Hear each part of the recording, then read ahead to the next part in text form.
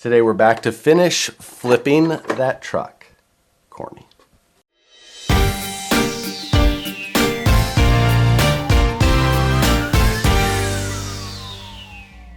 What's going on, everybody? We're back with the second episode on the Flip That Truck series, and I've got this truck ready to go. I've made a number of changes, some upgrades, and we're going to run through those in this video. And then from here, I'll tell you exactly how we're going to move on from this truck and step into our next one. So as we went through in the first video on this truck, I kind of went through the disassembly and trying to find out exactly what the vehicle had, what it didn't have, what I maybe wanted to look at upgrading. And since then, I've gathered a bunch of parts, kind of done some work, a little bit of labor that just didn't really cost anything, but adds some nice visual touches. And I think what we have here is a really decent base at this point. We're going to start with the electronics. Now, in the first video, I had mentioned that it had a 20-turn dynamite takeout motor, an axial AE5 ESC, and a Tactic TSX 45 servo. Now, that Tactic servo was my largest concern. Those servos are just not great, and while it worked, it wasn't something that I was going to be super happy with, moving down the road, something that I could see would probably be an easy fail point for whoever ended with this truck next. So what I did is I did a little bit of bargain hunting, and I found myself someone who was selling a busted EcoPower 120T servo. This is about a $60 servo, and I've used them in the past before. I actually have them in one of my mud trucks, and overall it's been a fine servo for me. But this one was listed as broken, and normally what I would expect that to mean was a set of broken gears. However, the seller wasn't completely clear on if he got that. Really very little information, so I gambled a little bit, but the servo also had a nice Vanquish servo horn on it, so nonetheless I was going to end up with something, and hopefully it was just a broken set of gears. So I got the servo here and I started the disassembly of it. Now, I've never actually disassembled one of these servos, but once you've disassembled one servo, you feel like you've pretty much disassembled them all. So disassembling the servo is pretty easy on this one. There's 2 screws on the top by the servo horn side, and then on the back there's 4 screws that are actually covered by a bit of like a rubber or a sealant. Not sure if this is one of their waterproofing factors or how they're trying to do that, but I kind of just ended up pushing the hex driver into it a little bit further, and it came out. Used a 1.5 millimeter driver for the 4 screws on the back and the 2 on the front. You have to make sure that you remove the servo horn first, but once you do that, then you can lift off the top portion of the lid. Now, when I was first spinning the gears just with the servo horn, everything felt pretty good, which made me a little uneasy because I thought maybe it wasn't actually bad gears. But once I got into the servo, I found that the very bottom gear in this metal gear servo is plastic, which I actually knew, but it had cleaned all of the teeth off of that gear. So you couldn't really feel like a bad spot because all of it had been, removed. Pretty easy fix. I ended up just replacing all of the gears with a brand new gear set from EcoPower or A-Main, and just dropped those all in. So all fresh gears. I didn't have any white lithium grease, so I used a little bit of Swepco grease on those teeth just to make sure everything was spinning freely. I then reassembled the servo, and before dropping it into the vehicle, I plugged it into my servo tester just to make sure that everything moved freely, sounded fine, and I took the opportunity to get my servo horn centered as needed. If you've never used one of these things, they're super affordable, usually less than 10 bucks. You plug a receiver pack into them, or a AA pack of, like a 4 AA style pack that you have in the bottom of a radio, and then you just output it to your servo, and you can test them, you move them around, just test the range of motion, anything that you may need. A nice handy little tool to have. I'll put a link in the description below for the one that I'm using. I had mentioned before that this had that dynamite 20-turn brushed motor in it, and that was really just not a motor I wanted to leave in there. So Holmes Hobbies recently released some new sealed can motors in the Crawlmaster series. That's a 5-slot armature motor, and that may not mean anything to you exactly, but basically what it equates to is a motor that is much smoother than your standard motor that you're probably used to if you're used to brushed motors. I've gone over the difference between 5-slot and 3-slot motors multiple times in the past, and if I'm running a brush motor, I really always want to run 5-slot motors. They're just that much smoother. And now Holmes released these in a super affordable sealed can version. So I could upgrade the motor in this truck from that dynamite takeout motor, put in a new motor that's going to be much better and have a lot more torque, and still do it affordably. Another bonus is that Holmes sells these in both 540 and 550 can. I opted to go with a 15 turn 550 can. Now, I just mentioned that I wanted to take out a 20 turn, I put in a 15 turn, but with 5-slot motors, those numbers aren't exactly the same. The 15 turn 5-slot motor is probably closer to about a 30 turn brushed motor you'd normally be used to. So now this vehicle is going to have a nice smooth low end with tons of torque, just a really solid all-around setup. When I went to replace the motor, I was actually using a brand new soldering iron I picked up. This is a TS100 soldering iron. Super small little form factor, and it heats up in just seconds. I recorded this thing as it heated up, so you can see in real time it goes from 0 to 300 degrees Celsius in maybe 4 seconds or so, 5 seconds, somewhere in there, and it's just ready to go. It goes all the way up to 400 degrees Celsius, which is plenty warm for what we're trying to do. And as far as desoldering the wires that were on the old motor and soldering them back on the new one, it worked perfectly. If I was going up to something like a heavier 12 gauge wire, maybe it would be a little bit more underpowered, but it's so much easier to have around than my big soldering station. So I'm super happy with this. It also has an adapter so that you can plug it directly into a 3S or 4S LiPo, so you can use it to solder when you're out in the field and possibly or probably don't have power. This whole setup was around 60 bucks. It comes with a 19-volt power supply, so you can plug it into the wall like I just did. You don't have to plug it into a battery, but it comes with that option. Again, super handy to have. I really like this thing. I've used it on a few different projects now, just trying to test it out, and overall I'm just really happy with how it's working. So at this point I'm super comfortable with the electronics package that we have in this truck. The Axial AE5 is a fine ESC, it'll get the job done, they're fairly reliable, and it's got all of the features that we really just need this truck to have. Now I did make sure that that LED light bar was plugged in on the top. It's got decent brightness and it adds some scale looks. Beyond putting the new servo and servo horn in the front, I didn't touch anything up there. But in the rear, I did a number of little things. First off is this rock armor bumper. Now in the first video, you may have noticed that there was a big gap between the top of the bumper and the bottom of this body.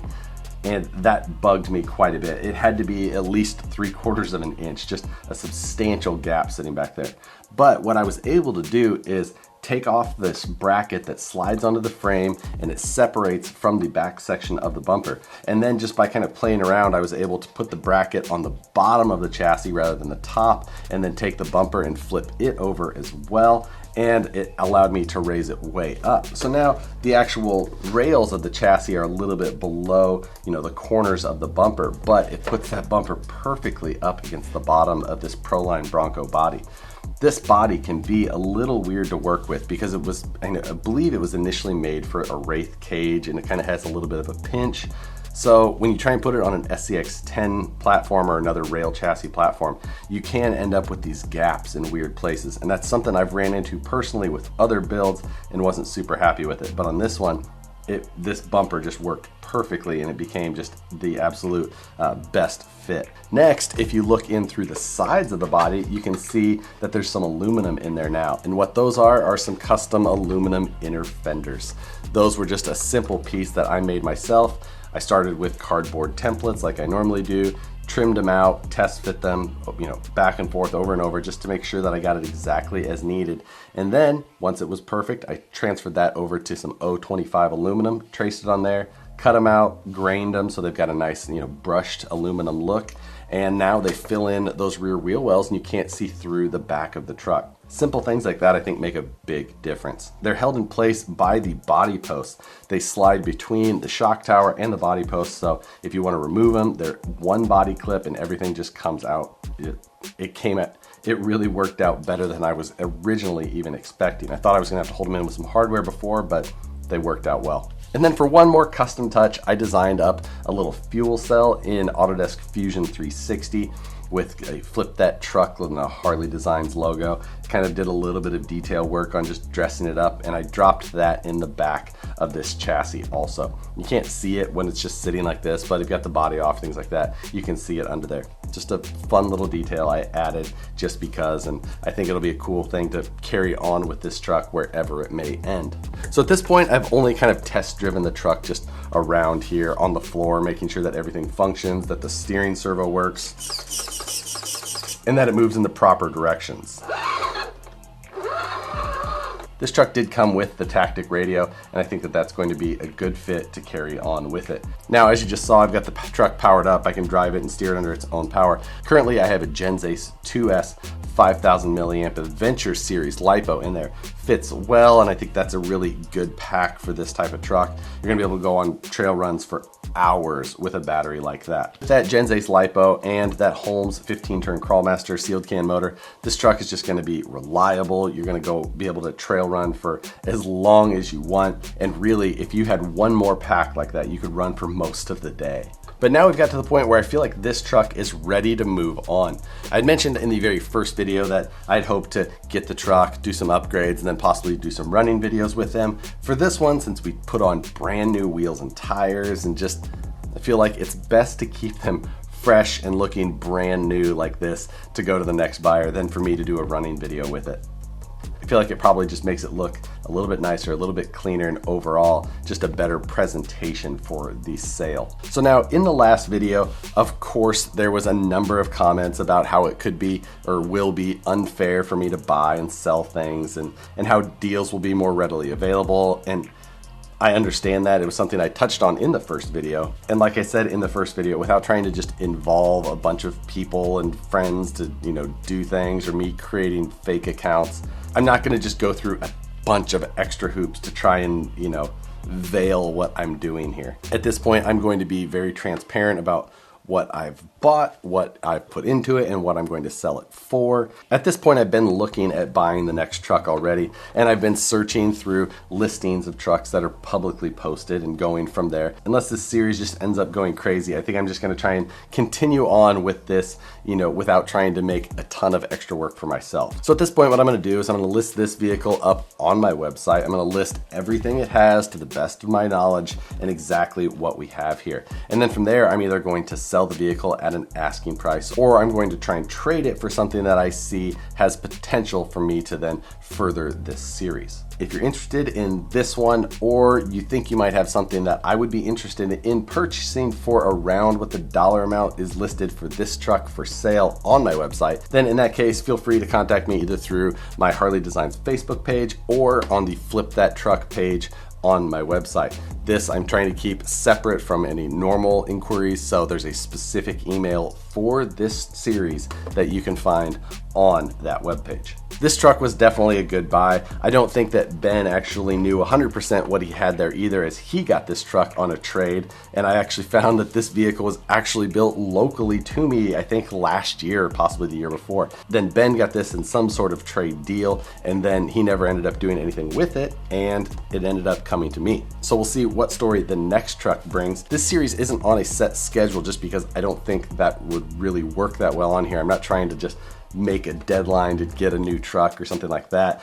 I'm just letting it go as it comes. Sometimes I'm at the mercy of waiting for parts to arrive or things like that. That's why this truck waited a little while, because I was trying to hunt for the right deal. Specifically, trying to find a good deal on a Servo was a tough one, and ended up working out to my favor in the end. For the next truck we move on to, definitely going to want to stay at 1.9. I think that's just where the market is right now. I'll probably want to stay axial just because resale value on those is a lot better than, say, something like a Viterra or an HPI. It's just, in general, that's how things go. Those trucks aren't as sought after, and therefore the resale values aren't as good. You can often find really good deals on them if you're looking for yourself, but as we move to the next one, that's probably what I'm going to be looking at. Hopefully something in an SCX-10-2 type line, just because I think that's probably about the price range that we're going to be in. I don't expect that I'll end up with much of a custom vehicle at that price point. I do expect to see some upgrades as, once we're getting to this dollar value and I'm going to be buying a used vehicle, I do expect to see a number of upgrades to bring it back up to the value that we're looking to put back into it. And if I don't spend all of the money that this vehicle brings, I'll hold that money in the pot so that I can add it to the truck for any other needed upgrades like I had to come out of pocket for on this one with the servo and the motor. So again, thanks guys for watching. This one's been a fun series to start with. The feedback on the last one was great, and I'm looking forward to the next vehicles as we go further and further into this series. But as always guys, thanks for watching. Hit the like button if you enjoy them, subscribe if you're not already, hit the notification bell so you see the videos as soon as they get uploaded. Thanks again for watching, and we'll see you on the next one.